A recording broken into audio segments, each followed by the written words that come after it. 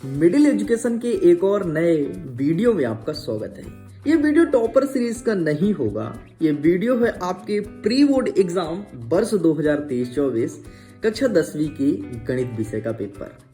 Finally गणित का बार बार demand कर रहे थे, एक ही कमेंट सेक्शन में मैसेज था, प्लीज मैथ का अपलोड कीजिए, कल हमारे एग्जाम में मैथ का पेपर देखने को मिलेगा। एंड तुम बोले और मिडिल एजुकेशन ऐसा ना करे, दैट इज इम्पॉसिबल, यह कभी हो ही नहीं सकता।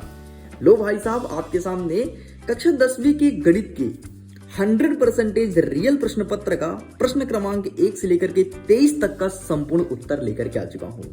फाइनली खुशी की लहर तुम्हारे चेहरे पर होनी चाहिए, क्योंकि तुमको पता है कि मिडिल एजुकेशन जो आंसर देता है 101% रियल और जेन्युइन होता है। बाकायदे लिखित आंसर दिखाऊंगा, पीडीएफ भी दूंगा, टेंशन मत लो। आंसर आपको इस प्रकार से लिखित मिलेगा, देख लो, ये प्रश्न क्रमांक 11 का उत्तर है। इस प्रकार से लिखित आंसर मिलेगा और इसका मैं पीडीएफ के रूप में कन्वर्ट कर लिया हूं कुछ इस प्रकार से आपके सामने पीडीएफ दिया जाएगा। मिडिल एजुकेशन का टोटल फ्री वीडियो आ चुका है एग्जाम में फायर करने के लिए। वीडियो आए, धमाका न मचाए, दैट इज इम्पॉसिबल, यह कभी हो ही नहीं सकता। देखो, सबसे पहले आप देख लो, सेट नंबर ए आपके सामने प्रेजेंट कर रहा हूं। आपके स्कूल में कौन सा सेट आ रहा है चुपचाप कमेंट बॉक्स में लिख देना, तुम्हें जल्द ही वीडियोस देखने को मिल जाएंगे। 75 नंबर का पेपर रहेगा, समय आपको 3 घंटे। वेरियस प्रकार के इंस्ट्रक्शन मौजूद है। मैं हमेशा बोलता हूं, इंस्ट्रक्शन को ध्यान से पढ़ना, इंस्ट्रक्शन बहुत ही इंपॉर्टेंट होता है आपके एग्जामिनेशन में नंबर गेन करने के लिए। हम आगे बढ़ते हैं, यहां से कवर करेंगे। सही विकल्प चुन करके लिखिए। पहला नंबर कहता है संख्या 5 और 10 का महत्तम समवर्तक मतलब HCF क्या होगा। जब हमने इसका HCF निकालने बैठा तो इसका सही आंसर आया option number C, 5 is correct answer. आगे बढ़ते हैं। दूसरा नंबर कहता है कि यदि किसी द्विघात बहुपद क्या लिखा है, ax² धन bx धन c के शून्य का अल्फा और बीटा हो तो अल्फा प्लस बीटा का मान क्या होगा, तो इसका सही आंसर हो जाएगा -b/a। लेकिन यहीं पर यदि प्रश्न पूछता कि अल्फा इंटू बीटा का मान क्या होता, तो वहां पर इसका सही आंसर हो जाता c/a। इस चीज को ध्यान रखना है ना, बहुत माइनर चीज है।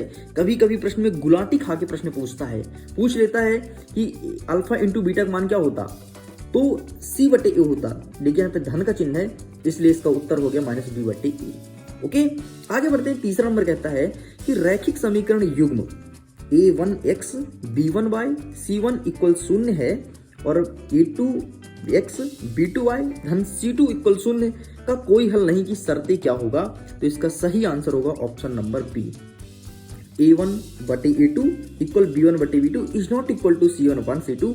ये होगा कोई नहीं हल की शर्तें। और ये प्रश्न पिछले 4 से 5 सालों में हर साल रिपीट हो रहा है और हर साल आपके सही विकल्प में भी आ रहा है, तो बहुत ही इंपॉर्टेंट है। हो सकता है कि वार्षिक परीक्षा में हूबहू यही प्रश्न देखने को मिल जाए, इसीलिए बहुत अच्छे से इसे याद कर लीजिएगा।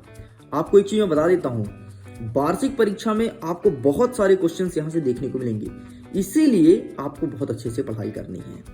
आगे देखते हैं। चौथा नंबर कहता है एपी का मान दिया है 1, -1, -3 और -5 में सर्वांतर है। इसमें सर्व में अंतर बताना है, तो इसमें सही आंसर हो जाएगा -2। ठीक, इसमें -2 का अंतर है।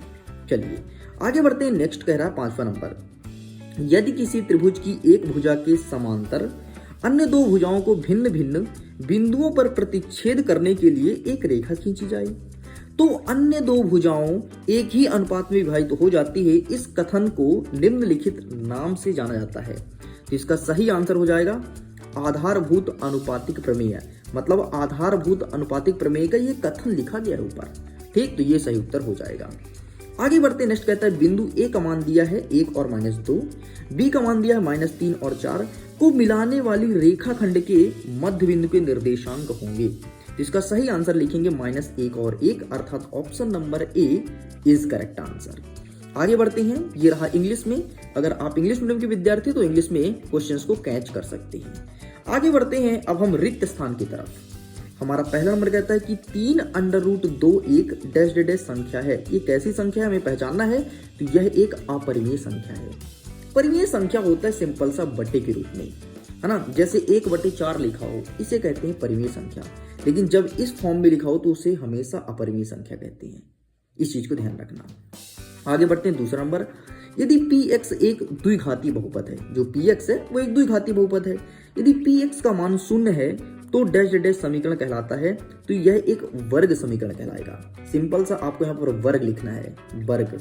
ओके, बाकी लिखित आंसर दूंगा, पीडीएफ भी दूंगा, टेंशन नहीं लेना है, बस आपको इत्मीनान से वीडियो को एंड तक देखना है। 1 से लेकर के 23 तक का संपूर्ण उत्तर मिलेगा, कहीं नहीं भटकना पड़ेगा, क्योंकि आपके सेवा में ही मिडिल एजुकेशन लगातार कार्यरत है। और टॉपर सीरीज से जरूर जुड़ना, अगर वार्षिक परीक्षा में टॉप करना हो तो लिंक डिस्क्रिप्शन बॉक्स में व्हाट्सएप का, टच करो और जल्दी से ज्वाइन हो जाओ। आगे देखते हैं, नेक्स्ट कहता है तीसरा नंबर, किसी द्विघातीय समीकरण के मूल यदि वास्तविक और समान हो तो विविधकर का मान क्या होगा, तो हमेशा शून्य होता है। और ये प्रश्न आपके त्रैमासिक में आया है, अर्धवार्षिक में आया है, देखो प्री बोर्ड में भी आया है, मतलब 3 साल पूछा है, मतलब 200% वार्षिक में आएगा। आपको पता है बेटा, जो प्रश्न हर साल रिपीट होता है ना, वो प्रश्न 12वीं कक्षा में आता ही आता है। तो फाइनली एक प्रश्न मैंने आपको वहां बताया, एक यहाँ पर, ये 2 प्रश्न हो गए जो कि वार्षिक में आएंगे। नेक्स्ट कहते हैं चौथा नंबर, समांतर श्रेणी ए प्लस डी, ए प्लस 2d, ए प्लस 3d डैश डैश का 10वां पद क्या होगा, तो 10वां पद हो जाएगा हमारा ए प्लस 9d, ए प्लस 9d। चलो आगे बढ़ते हैं, नेक्स्ट 5वां नंबर, वे सभी आकृतियां जिनके आकार समान होते हैं परंतु उनके माप समान होना आवश्यक नहीं है, वो कैसी आकृतियां कहलाती है, तो उसे कहते हैं समरूप आकृतियां। मतलब जिसका रूप रंग तो समान है लेकिन उसकी माप जो है वो समान है भी और समान नहीं भी है। आगे बढ़ते हैं, नेक्स्ट 6वां नंबर, बिंदु 0,4 डैश डैश अक्ष पर स्थित है, तो 4 बस दिया है। देखो पहला वाला x कहलाता है हमेशा, दूसरा वाला y, x के स्थान पर 0 है, y के स्थान पर 4 है, तो सिंपल से जिस पे अंक है उसी अक्ष में स्थित होगा, तो ये y अक्ष पर स्थित है, तो यहाँ पर y हो जाएगा। इस प्रकार से ये भी कंप्लीट होता है। आगे बढ़ते, नेक्स्ट हमारा सत्य और असत्य क्या कह रहा है, आइए देख लेते हैं, फिर मैं आपको लिखित आंसर दिखाता हूँ। पहला नंबर कहते हैं, यदि ABC AP में है तब B बराबर A धन C बाय 2 है, तो इसका क्या ये सही है गलत है, तो यहाँ पर आपका सत्य हो जाएगा। नेक्स्ट, किसी निश्चित घटना की प्रायिकता का मान 1 होता है, बिल्कुल सत्य हो जाएगा। नेक्स्ट, गोले का संपूर्ण पृष्ठ पाई आर स्क्वायर होता है जहां आर गोले का त्रिज्या है, असत्य हो जाएगा। नेक्स्ट, किसी वृत्त की अनंत स्पर्श रेखाएं हो सकती है, नहीं, ऐसा नहीं है कि वृत्त की अनंत स्पर्श रेखाएं हो, नहीं भाई, लिमिटेड होंगी, 10 खींचोगे 20 खींचोगे, लिमिटेड होगी, अनंत नहीं हो सकती, इनफिनिटी कभी नहीं हो सकती। नेक्स्ट देखो, यदि किसी घटना की प्रायिकता P और 0 बड़ा है P से, P बड़ा है 1 से, तो क्या ये सही है, तो बिल्कुल सत्य है। आगे बढ़ते हैं, क्षैतिज तल से ऊपर की ओर देखने पर दृष्टि रेखा क्षैतिज रेखा के साथ अवनमन कोण बनाती है, तो ये आपका असत्य हो जाएगा। इस प्रकार से पहला, दूसरा और 5वां सही, तीसरा, चौथा और 6वां गलत हो जाएगा। 100% इक्वलेट आंसर यही है। आगे बढ़ते हैं, नेक्स्ट अब फटाफट हम सही जोड़ी को मैच करते हैं। सही जोड़ी में पहला नंबर कहता है सेक स्क्वायर थीटा माइनस 1, तो ये हो जाएगा टेन स्क्वायर थीटा का सही उत्तर। नेक्स्ट कहता है कॉट थीटा, तो इसका सही आंसर हो जाएगा 1/tan थीटा। नेक्स्ट कहता है 1 माइनस साइन स्क्वायर थीटा, तो इसका सही आंसर हो जाएगा कॉस स्क्वायर थीटा। अर्धवृत्त का क्षेत्रफल, तो इसका सही आंसर हो जाएगा 1/2 पाई आर स्क्वायर। वृत्त की परिधि 2 पाई आर और मूल बिंदु का निर्देशांक 0 0। और ये प्रश्न हमेशा पूछता है, आपके त्रैमासिक में आया है, अर्धवार्षिक में आया है, प्री बोर्ड में आया है। और इतना ही नहीं, जरा और सुनो, पिछले साल के त्रैमासिक में आया था, अर्धवार्षिक में आया था, प्री बोर्ड में आया था, मेन पेपर में आया था। अब समझ लो हर बार के पेपर में आया है, तो वार्षिक में आना 200% फिक्स है। देखो इस प्रकार से क्वेश्चन रिपीट होते हैं। मैंने 3 प्रश्न ऐसे बता दिए जो आने ही आने हैं वार्षिक पेपर में, 3 क्वेश्चन। इसीलिए बोलता हूं कि मेरे द्वारा बताए हुए मोस्ट आईएमपी क्वेश्चंस के वीडियो को देखोगे तो बिना पेपर मांगे तुम वार्षिक पेपर फाड़ोगे। और देख लेना, तुम खुद देखना, जब तुम्हारा वार्षिक पेपर होगा ना, तो तुम्हारा पेपर, पहला पेपर बहुत अच्छा जाएगा, दूसरा ही बहुत अच्छा आएगा। मतलब आसानी से तुम 80-85% लेकर के आओगे, केवल और केवल टॉपर सीरीज के माध्यम से। इसीलिए मैं टॉपर सीरीज को 100 रुपये में रख रहा था, लेकिन आप लोग के डिमांड कारण मुझे 0 रुपये में करना पड़ा, क्योंकि बहुत सारे बच्चे ऐसा बोल रहे थे, सर मैं पैसे नहीं पे कर सकता, सर मेरी घर की स्थिति इतनी अच्छी नहीं है। तो उन सबको ध्यान रखते हुए मैं सभी बच्चों के लिए फ्री कर दिया हूँ। तो फायदा उठाओ यार, तुम्हारे लिए हर एक चीज कर रहा हूँ। आगे बढ़ते, नेक्स्ट एक वाक्य में उत्तर दीजिए, लेकिन उसके पहले कुछ प्रश्न के आंसर को कवर भी करते चलते हैं। ये रहा भाई साहब, देखिए सही विकल्प का पूरा पूरा उत्तर, रिक्त स्थान का उत्तर। ठीक, नेक्स्ट रहा आपके सत्य सत्य का उत्तर और सही जोड़ी का उत्तर, तो आप इसका स्क्रीनशॉट ले लीजिए। चलिए आगे बढ़ते हैं। अब हम देखते हैं एक वाक्य में उत्तर। पहला नंबर कहता है, क्या सभी समद्विबाहु त्रिभुज समरूप होते हैं? हाँ जी बिल्कुल सत्य है, तो हाँ हो जाएगा। यदि 10 मीटर ऊंचे वृत्त की छाया 10√3 मीटर है तो सूर्य का उन्नयन कोण कितना होगा? तो 30 डिग्री हो जाएगा। ठीक है, नेक्स्ट हमें एक द्विघाती समीकरण दिया है ax² धन bx धन c बराबर 0 के विविधकर का सूत्र क्या होगा? तो सिंपल से लिखना है d बराबर b² माइनस 4ac, d बराबर b² माइनस 4ac लिखित दिखा दूंगा, टेंशन नहीं लेना है। नेक्स्ट, शंकु के आयतन का सूत्र क्या होता है? तो शंकु के आयतन का सॉरी एक प्रश्न छूट गया है। वृत्त की एक छेदक रेखा वृत्त की कितने बिंदुओं को प्रतिच्छेद करती है? तो 2 बिंदु को प्रतिच्छेद करती है। शंकु के आयतन का सूत्र क्या होता है? तो 1/3 पाई r स्क्वायर AH ये होता है। नेक्स्ट कहता है 3 3 4 5 5 का समांतर माध्य क्या होगा? तो 4 हो जाएगा। ठीक, ये 3 3 काटो, 5 5 काटो, बीच में क्या है 4 4 आपका समांतर माध्य हो जाएगा। एंड ये रहा इसका final answer. Sorry, please take a screenshot. Got it? चलिए जी आगे बढ़ते नेक्स्ट क्वेश्चन, प्रश्न क्रमांक 6 की तरफ। तैयार हो जाइए, एक एक प्रश्न का उत्तर आपको बकायदे दूंगा। भाई जैसा प्रॉमिस किया था मिडिल एजुकेशन वैसा ही दिखाएगा। छठवें में देख लो, एक HCF का वैल्यू कुछ इस प्रकार से दिया है, इसका मान 9 दिया गया है और LCM का इसका मान हमें ज्ञात करना है। अथवा में देख लो, दर्शाइए कि 5 माइनस √3 एक अपरिमेय संख्या है। तो सबसे पहले आप ऊपर वाला देख लो, पूरा का पूरा वैल्यू सेम है। आप लिखोगे इस प्रकार से LCM ये वाला लिख दोगे। ठीक, फिर आपको इसका LCM का वैल्यू लिखना है, फिर बटे में कर दोगे HCF का। ठीक, इस प्रकार से करने के बाद HCF का मान आपको 9 दिया तो नीचे 9 कर देना, ऊपर ये इन वालों वैल्यू कर देना, काट ऊपर ऊपर गुणा कर देना, फिर 9 से भाग दे देना। तो भाग देने पर आपको उत्तर आएगा 22 33 8। यही आपका इक्वरेट आंसर हो जाएगा। अथवा वाला देखते हैं, दर्शाइए कि क्या कहता है 5 माइनस √3 एक अपरिमेय संख्या है। तो ये रहा भाई साहब इसका आंसर। आप लिखेंगे कि 5 माइनस √3 एक अपरिमेय संख्या है, अर्थात फिर यहां से लेकर के आपको यहां तक लिखना है, तो आप इसका फोटो क्लिक कर सकते हैं। ठीक, चलिए आगे बढ़ते हैं। नेक्स्ट कहता है कि संख्या एक दिया गया है 7 4 2 9 का अभाज्य गुणनखंडों से गुणनफल को व्यक्त कीजिए, ये बोला गया है। एंड अथवा में कहता है कि एक अभाज्य गुणनखंड भी द्वारा 12 15 21 का हमें HCF निकालना है। तो ज्यादा अच्छा लगा हमें नीचे वाला, तो ये आपके सामने ले आया। 12 हो जाएगा 2 × 2 × 3, 15 हो जाएगा 3 × 5 और 21 हो जाएगा 3 × 7। ठीक, इस सब में कॉमन क्या है? 3 3 3 3 कॉमन है, तो हमने लिख दिया उभयनिष्ठ 3 है, अर्थात इसका HCF 3 होगा। मतलब जो तीनों में कॉमन होना जो मिले वही इसका HCF कहलाता है। आगे बढ़ते, नेक्स्ट क्या कहता है, एक द्विघातीय बहुपद ज्ञात कीजिए जिसके शून्य का योग और गुणनफल क्रमशः -3 और 2 है। तो सेम टू सेम यही प्रश्न का उत्तर लेकर आया हूं, देख लो। ठीक, ये रहा आपका एक वैल्यू दिया है, शून्य अल्फा और बीटा हो जाएगा, तो अल्फा प्लस बीटा -3 और अल्फा इंटू बीटा -2। ठीक, इस प्रकार से आपको सॉल्व करना है।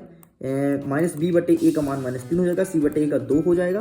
ठीक, तो इस प्रकार से आगे सॉल्व करेंगे, ये आपका आगे पूरा पूरा आंसर। तो आप इसका भी स्क्रीनशॉट ले सकते हैं। चलिए साइड करते हैं, नेक्स्ट क्वेश्चन देखते हैं। नेक्स्ट हमारा कह रहा है प्रश्न क्रमांक 9 नंबर को ध्यान से देखो। 4u² + 8u का शून्य ज्ञात कीजिए। लेकिन यहाँ पर 8 नहीं होना चाहिए, यहाँ पर आपका 81 होगा। आपके पेपर में है प्रिंट मिस्टेक। और देखो ये पेपर बहुत ही ज्यादा इंपॉर्टेंट क्वेश्चन है। ये त्रैमासिक में आया है, अर्धवार्षिक में आया है, प्री बोर्ड में आया है। इसके पहले देखो, उसके पहले त्रैमासिक में आया था, अर्धवार्षिक में आया था, वार्षिक में आया था। मैं दिखाता हूँ विद एंड प्रूफ। ये देख लो बेटा, क्या लिखा है, 2023 में पूछा था, 2024 में 200% पूछेगा। 200% पूछेगा मतलब 200% पूछेगा मतलब पूछेगा। तो ये रहा आपके सामने उत्तर। अच्छे से कंठस्थ रट लो, बात मानो तुम, रट लो, और ये आपका इस प्रकार से उत्तर आएगा। ठीक है, चलिए साइड करते हैं। नेक्स्ट क्या कहता है, 10वां नंबर हमसे क्या कह रहा है, देख सकते हैं कि यहाँ पे बोला है 3 बल्लों तथा 6 गेंदों का कीमत कुछ इतना है और 1 बल्ले और 1 गेंद की कीमत 1300 रुपए है। तो बीजगणितीय समीकरण का निर्माण कीजिए। तो देखिए भाई, ये रहा, देखिए ये आप लिखेंगे माना बैट का कीमत x और माना बाल का गेंद की कीमत y। ठीक, आप समीकरण लिखेंगे 3x धन 6y बराबर 3900, इसे देंगे समीकरण नंबर 1। दूसरा लिखेंगे और x धन 3y बराबर 1300, इसे देंगे समीकरण नंबर 2। ठीक, और लिखेंगे x बराबर 1300 माइनस 3/, ठीक। ये x का मान हमने यहाँ से निकाल लिया, x को इधर कर दिया और इसको पक्षांतर कर दिया, तो x का मान हमें निकल आया। अब लिखेंगे इक्वेशन नंबर फर्स्ट में ये रखने पर x का मान, हिंदी में बता देता हूँ, इसमें इंग्लिश में लिखा है, x का मान समीकरण नंबर 1 में रखने पर, हमारा समीकरण नंबर 1 ये था, यहाँ पर x का मान रख देंगे, तो सिंपल से हमने x का वैल्यू कुछ इस प्रकार से पुट कर दिया। पुट करने के बाद आपको इस प्रकार से सॉल्व कर लेना पूरा इक्वेशन। यहाँ से y का मान 0 आ जाएगा, x का मान हमारा आया 1300, और इस प्रकार से आपको चित्र बना देना है। ये रहा आपके सामने चित्र। लो भाई पूरा कंप्लीट कर दिया। मैं उम्मीद करता हूँ समझ में तो आया होगा। आगे बढ़ते, नेक्स्ट क्या कह रहा है, 11 नंबर कहता है कि समीकरण ax स्क्वायर धन 5x धन 3 शून्य के विविधकर का मान ज्ञात करना है। बहुत ही इंपॉर्टेंट प्रश्न है, हर साल रिपीट होता है, ये भी सेम वैसे ही है। त्रैमासिक, अर्धवार्षिक और वार्षिक पिछले साल, इस साल भी आया है आपके, आई थिंक वार्षिक परीक्षा में पूछा था, त्रैमासिक में नहीं आया था, ठीक। तो ये बहुत इंपॉर्टेंट है, इसे भी कवर कर लेना। नीचे वाला देख लेते हैं, लिखा है जांच कीजिए कि एक समीकरण दिया है 2x माइनस 1 x माइनस 3 बराबर x धन 5 और x माइनस 1 द्विघाती समीकरण है या नहीं। तो हमें जांच करना है, इस प्रकार से इसका आंसर फाइंड करेंगे। ये देखो हमने लिखा दिए गए समीकरण, हमने फिर से समीकरण को लिखा, अब इसका गुणा कर दिए, तो गुणा करने पर कुछ इस प्रकार से आया, ठीक। इधर सॉल्व कर दिए, फिर हमने कहा पूरे पक्षांतरण इधर कर दिए 0, तो हमारा मान निकल गया है x स्क्वायर माइनस 11 x धन 10 बराबर 0। तो यह एक क्या द्विघाती समीकरण है, बस इतना लिख के कंप्लीट करना है, ठीक। ये रहा आपका पूरा आंसर। चलिए आगे बढ़ते, नेक्स्ट क्या कहता है, नेक्स्ट कहता है प्रश्न क्रमांक 12, हमें एपी के प्रथम 4 पद लिखना है, जबकि ए का मान -1 बटे कितना दिया है, -1/25 और सर्वांतर दिया है 0.25, वो भी है माइनस में। तो इसका आंसर फाइंड करना है। इसके अथवा दिया कि एपी -2 -6 -10 के अगले 4 पद क्या होगा, तो हमने नीचे वाला का आंसर लेकर गया है, ये रहा आपके सामने, ठीक। देख लो, इसका प्रथम पद -2 हो जाएगा, सर्वांतर हो जाएगा क्या, सर्वांतर आया -4 डी का मान, ठीक। तो ये देख लो भाई, कुछ इस प्रकार से लिखना है, एंड ये रहा। आगे लिखेंगे तो डी का मान तो -4 आ गया, ठीक है, जैसे कि डी का मान -4 यहीं पर आ गया था। आगे क्या लिखेंगे, ये तो पहला पद हो जाएगा, देखो a plus D, a plus 2d, a plus 3d, ऐसे आगे बढ़ते जाएंगे। तो ये रहा आपका फाइनल आंसर, ठीक। इस प्रकार से आपको लिखना था, ये रहा फाइनल आंसर ना, ये लिखना है नीचे वाला लाइन। तो देखिए एक आकृति दिया गया है, DE बराबर है BC, तो AD का मान हमें ज्ञात करना है। तो इस आकृति का हम दिखा देते हैं सही आंसर। ये रहा बेटा, जो कि आकृति वहां पर दिया था, तो सेम चीज यहाँ पर बना है। इसे कैसे लिखेंगे, तो ये रहा इसका आंसर। तो please take a screenshot, and AD का मान हमें 2.4 सेंटीमीटर निकल आया, यही सही उत्तर होगा, और हमें एडी ही बोला गया था निकालने के लिए, ठीक। ये कंप्लीट होता है। पीडीएफ को डाउनलोड कर लीजिए, लिंक डिस्क्रिप्शन बॉक्स में दिया गया है, पेपर प्लस पीडीएफ दोनों आपको मिल जाएगा। चलिए आगे बढ़ते हैं, नेक्स्ट प्रश्न क्रमांक 14 कह रहा है कि एक बिंदु ए का मान यहाँ पर दिया है, ठीक है, बी का मान दिया, सी का मान दिया, डी का, और कहता है कि समांतर चतुर्भुज के शीर्ष इसी क्रम में हो तो पी का मान हमें ज्ञात करना है। इसके नीचे दिया है कि बिंदु ए बी और -a -b के बीच की दूरी निकालिए। तो हम नीचे वाला आंसर लेकर गए जो मुझे सरल लगा, ये रहा आपके सामने आंसर, ठीक। इस प्रकार से आप लिखेंगे ए बी बराबर, ये सूत्र लगा देंगे और इस प्रकार से सॉल्व करेंगे, तो आपका सही आंसर आ जाएगा 2√a का स्क्वायर धन b का स्क्वायर। इस प्रकार से आपको लिखना है।